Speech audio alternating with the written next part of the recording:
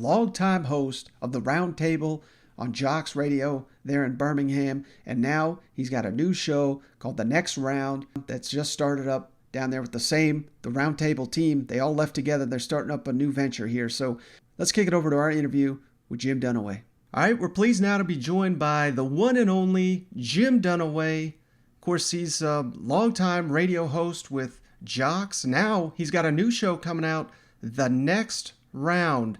Jim, thanks so much for joining me. I really appreciate it. Well, Mike, I've been following you on Twitter for a long time. Big fan. So thanks for having me on with you finally. Yes, sir. Well, can you tell us a little bit about the new show? I've been watching, you guys have been posting alien videos, and now you got a really good interview with, of course, the great Tom Luganbill of ESPN. So that was just posted. Can you fill us in on what is the new format for the show? Well, that sums up our show over the years, back when we were on WJOX. 12 years together when we were the Roundtable, and we just jumped on to a digital platform that we launched in August, and we're just, we were ready to have a little equity in the company, to own our own product, and this was the best way for us to do it. We're excited. We picked out office space, we picked out furniture, we were picking out paint color tomorrow, we're getting a set built, ordering equipment, doing all the stuff we didn't do when we did 4 hours of radio every day. So it's exciting.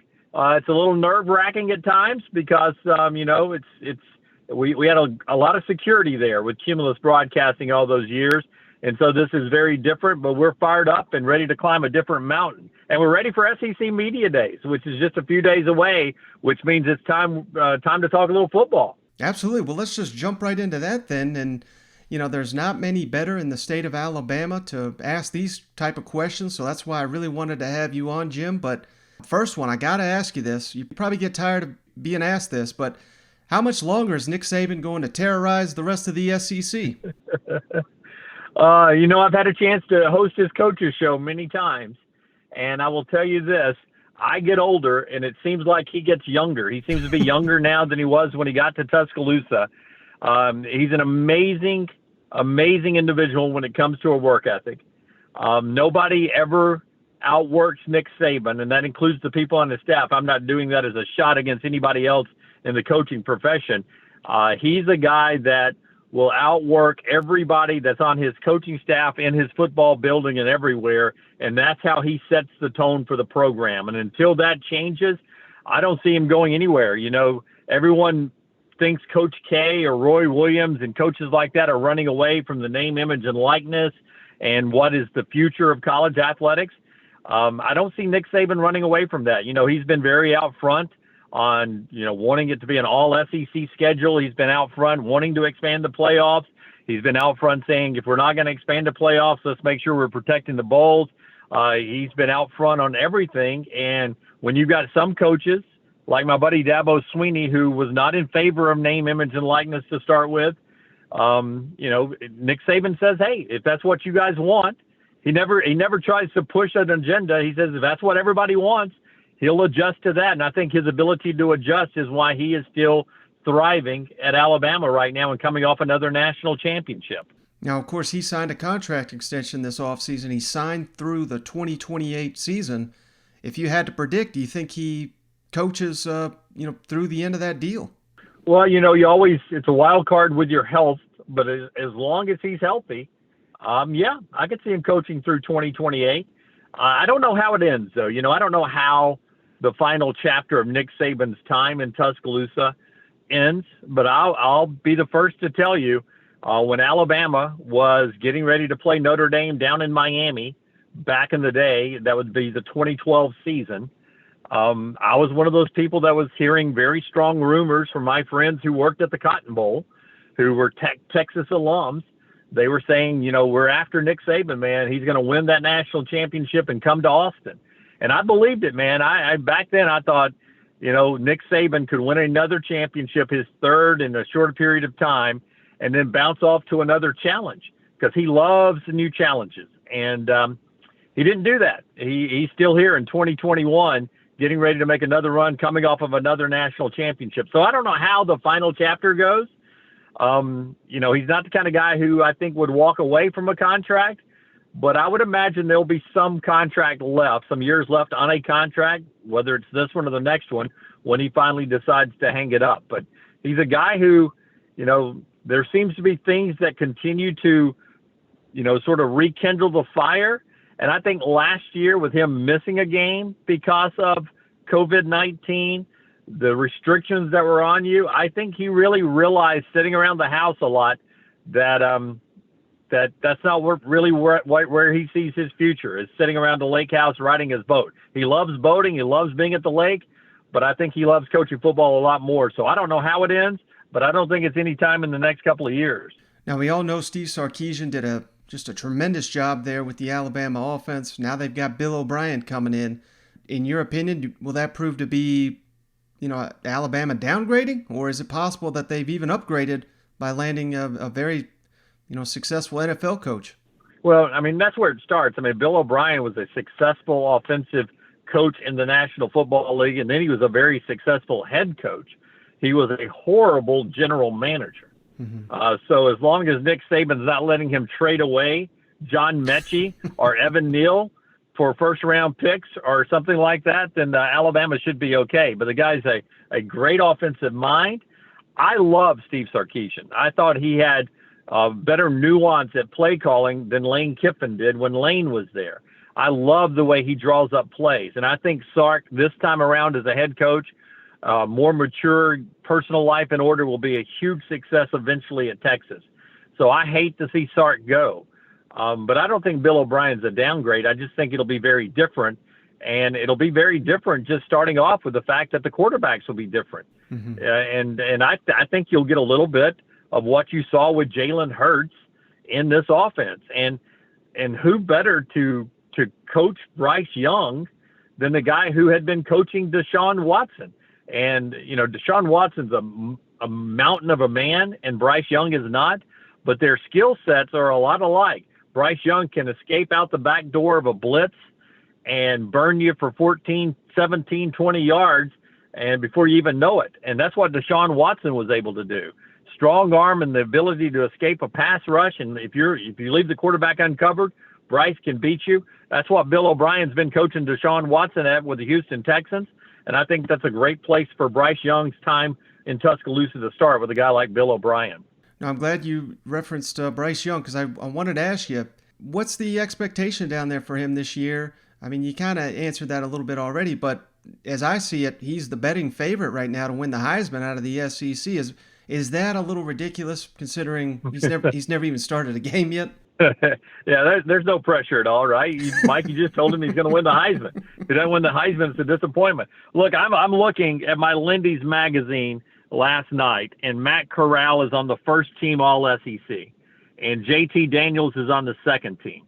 And I pull up my Athlon magazine, and you got JT Daniels and Matt Corral. That's where the quarterback conversation starts in the SEC, whether I'm reading my Athlon or my Lindy's or my Phil Steele. But everybody gets to Bryce Young eventually. So, yeah, he's got a lot of pressure because there's perceived talent around him.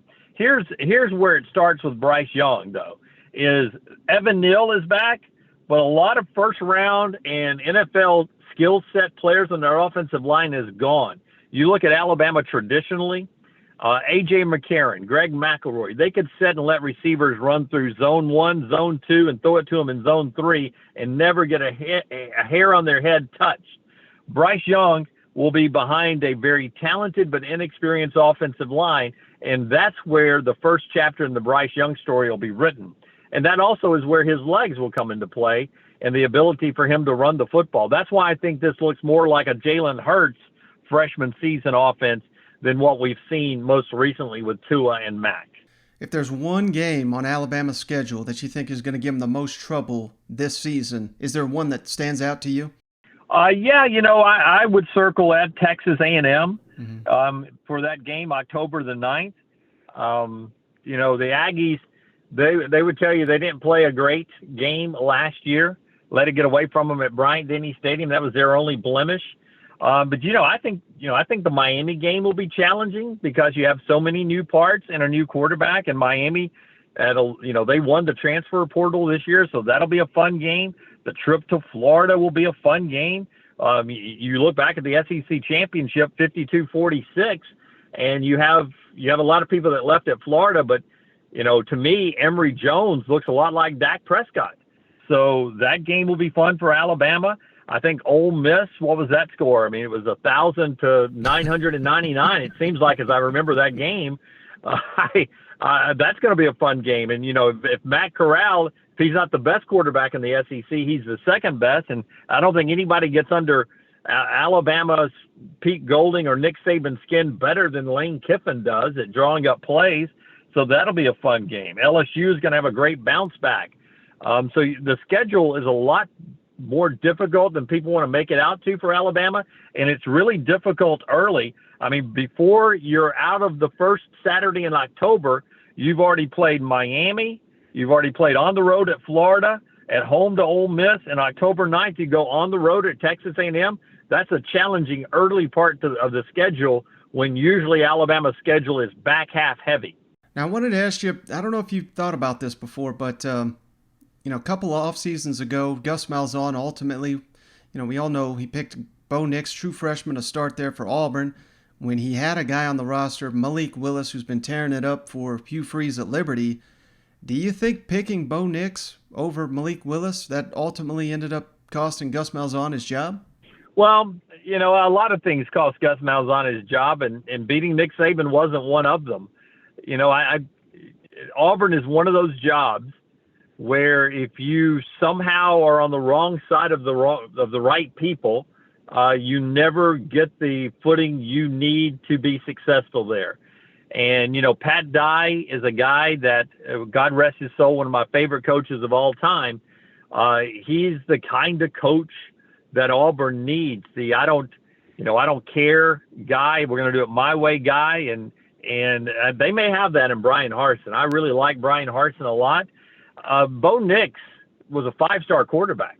Bo Nix, I said when he came out of Pinson, the day on National Signing Day, I said on our radio show, I said, hey, this guy, I think by his junior year will be a finalist for the Heisman. I don't think he wins it, but I think he'd be a finalist for the Heisman. And we're going into his junior year. We'll see what, Bo has around him. But that talent level hasn't been up to the level of Alabama, and it's not up to the level of LSU's national championship, and it's not up to Georgia's level. It's not up to Texas A&M level. And I think ultimately that's why Gus Malzahn lost his job. He had some great recruits like Tank Bigsby. He didn't have enough of them to stay competitive with the Georgias, the LSUs, the Texas A&Ms, and the Alabamas. That it's not Bo Nix. It's not a Bo Nix problem. It's an overall roster problem that cost Gus his job. But Gus is going to thrive at UCF. You mark my words, the guy will be a hit at UCF. And you probably have not seen the last of Gus Malzahn in the top 10 or on a national stage. Now, you referenced, of course, the first-year coach Bryan Harsin. He also brought in offensive coordinator Mike Bobo. Do you think they can maximize Bo Nix's talent? And what's the realistic expectations for Auburn going with the first-year coaching staff? Well, I would tell you, I think Mike Bobo, he played the way Patrick Nix, Bo's dad, played. He coaches offensive football the way Patrick Nix played and the way Patrick Nix likes to coach. So there's a lot of similarities between Mike Bobo and Bo Nix's dad. And who's been the biggest influence on Bo Nix's style of playing football? It's been Patrick Nix, the former Auburn great from the 1993 and 94 seasons. So I think the reason Mike Bobo has that job is because Mike Bobo and Patrick Nix think a lot about offensive football, and I think that will fit Bo Nix's comfort level a lot better than Gus Malzahn. So I do think it is a good move for Bo Nix if there was a coaching change. I think it's a good move that they hired Mike Bobo, and I think Bryan Harsin knew what he was doing. Again, talent level matching the elite of the elite is going to be the problem, but Tank Bigsby may be the best running back in the country, and you've got some really great talent on that defensive side of the football. Can you find enough playmaker at wide receiver, and can Bo Nix take that next step? That will decide the difference between Auburn winning 7 games or Auburn being a contender in the SEC West. Now, I'm sure you've seen the story out of Miami with the the boosters donating to or donating or sponsoring, whatever you want to call it, basically every player on the roster there to the tune of a little over $500,000. You hearing anything that we could see something similar in the state of Alabama with the Crimson Tide or potentially Auburn? I don't know if it's going to be one big lump sum like that, but in this the way everybody thought it was going to play out. I personally thought that you'd have 25, booster-owned companies that would eventually, and I'm not speaking Alabama or Auburn, I'm speaking all across college football. Mm-hmm. Throw in UAB, throw in Vandy, whoever you want. You'd have 25 business owners who are alums of State University, and they would, basically adopt a recruit. And for 4 years, they would, name, image, and likeness. They would, buy jerseys and, do car ads and all that. And then, another recruit would come on and you get that guy for 4 years. I don't see a problem with it. I think it's, the money may change a little bit. There may be more money available, but I think we all believe in our heart of hearts that there's been a little extra going on in college athletics since they were dropping hay bales off of trains back in the 1900s, right? Stuff a few $100 bills and roll them off the train on a ranch for a big running back in Texas and try to get them to go to College Station. It's the way I pictured recruiting in the 1920s. And I bet it hadn't changed much over the years, just the way you get the money to the recruits. Now we're doing it on the up and up. And I like it. And if some big booster who owns a car dealership wants to sponsor a left guard to do commercials for his car dealership, and that left guard gets a little money out of it, and a school gets a good left guard, I don't see where anybody's getting hurt. How much pressure is going to be on Kirby Smart if Georgia does? I don't know if they have to win the SEC. I think they're going to be a huge favorite to win the East, but at least make the college football playoff. Is there going to be heat on him if he can't deliver that this year? Well, let me pull out my summer pool magazine again. Last night, I think the headline said something like Georgia chasing Alabama. Mm-hmm. Georgia with the talent to win the national championship. So yeah, I mean, Georgia's not far off. And I'll remind you, JT Daniels is unbeaten as the starting quarterback at Georgia. He hasn't lost one yet since he started. So that team is really good. But I will look at most first-round All-SEC teams. You may have JT Daniels as your quarterback. A lot of people will have Matt Corral. Some people will have Zamir White in as the number one first-team All-SEC running back. I personally go Tank Bigsby. I personally go Isaiah Spiller over Zamir White. I don't have a Georgia receiver that would make my first-team All-SEC. I don't have a Georgia offensive lineman that would make my first-team All-SEC. I don't even have a Georgia kicker anymore that would make my first-team All-SEC. So what I'm saying is Georgia is going to be built on another great Kirby Smart defense, and can that offense, with a really good quarterback, be good enough to be national champions? And you look at, I think we all believe in DJ Uiagalelei at Clemson. I think we all believe in Spencer Rattler at Oklahoma. I just assume Ohio State and Ryan Day will have somebody. We think Alabama would be pretty good offensively. So now, if you're Georgia, defense wins championships, the old cliche, but Nick Saban told us last year that it changed a little bit. So you got to play some offensive football, and hopefully Kirby, for Georgia's sake, moves that offense into the 2021 scale and not try to keep it in 2011 Alabama. Now, I really wanted to ask you about LSU. Do you think the team this year is closer to the 15-0 2 years ago, or closer to the 5-5 team that was a huge disappointment last year? I think it'll be closer to 2019 than what we saw last year. And I think that starts with the fact that you've got a new defensive coordinator, right? You bring in Jake Peetz, and he's going to come in there, and he's going to be the guy that sort of cleans up what Bo Pelini did last year. And you try to tell me what Bo Pelini was doing in that first game. I can't tell you. He stayed in man-to-man in Mississippi State and ran them off the field. And I'm not sure that LSU ever recovered from that game. They won some games down the stretch. They played better football before it was all said and done. But when your only wins are over Vandy and South Carolina, who are not very good, at Arkansas, they beat a good Florida team, and then they beat a pretty good Ole Miss team. So they played better late, and I think eventually Bo Pelini was just off his rocker last year. I think it starts with better defense. Derek Stingley Jr. is unbelievable. And I really liked Miles Brennan at quarterback before he was hurt. Max Johnson had some bright spots down the stretch. I think LSU's Jimmys and Joes are just too good not for them to be better than they were last year when it's all said and done this year. All right, last question for you, Jim. I really appreciate all the time you've given me. But, last year we had 4 new head coaches in the SEC, and I think you can make the case that, all of them very good hires. Sam Pittman at Arkansas, Lane Kiffin at Ole Miss, Mike Leach, Mississippi State, and Eli Drinkwitz at Missouri. Which one of those 4 do you think will win the most games at their current school? And I'm not talking this year. I'm just talking, staying out and staying at those programs for the rest of however long they're there. Oh, man. I think Sam Pittman will stay there the longest of all those. Mm-hmm. If you ever listen to the show, there's a good chance I landmined him right there. But I think they love him, and I think maybe he did the best job, relatively speaking, of anybody last year. They were very competitive and could have won a couple of more games like at Auburn. Mm-hmm. Leach will win some games. I don't know if Lane Kiffin can get into this conversation because I feel like Lane has one more move in him to a, not a Texas-like job, but to a job closer to a Texas job.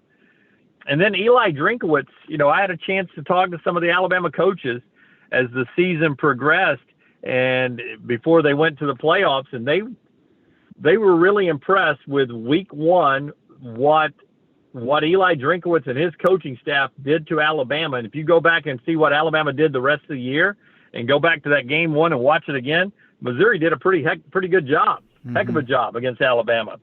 So you're right. All 4 of those are good. I'd put Lane dead last. I would put Mike Leach because he's in the West.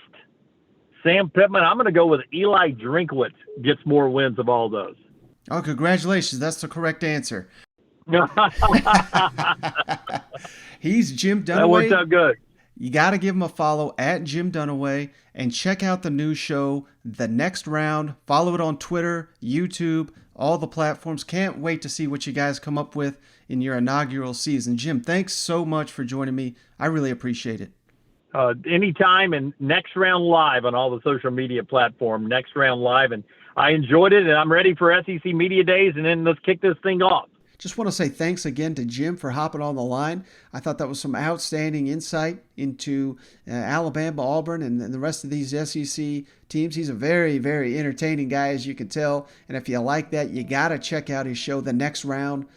Links to where you can find all that is in the show notes. Highly recommend. Give Jim that follow. Give The Next Round the follow on all the social media platforms and check them out. Let's support what they're doing over there at The Next Round. But hey guys, that's going to do it for this episode. I apologize once again for only having one episode, but like I said, you're going to get prepared to be hearing a lot of us here in the coming days with the SEC Media Days right around the corner, the unofficial start to the SEC season. And in the meantime, I'm going to try to keep getting these interviews lined up. And hell, who knows, maybe Cousin Shane one of these days will hop on the line.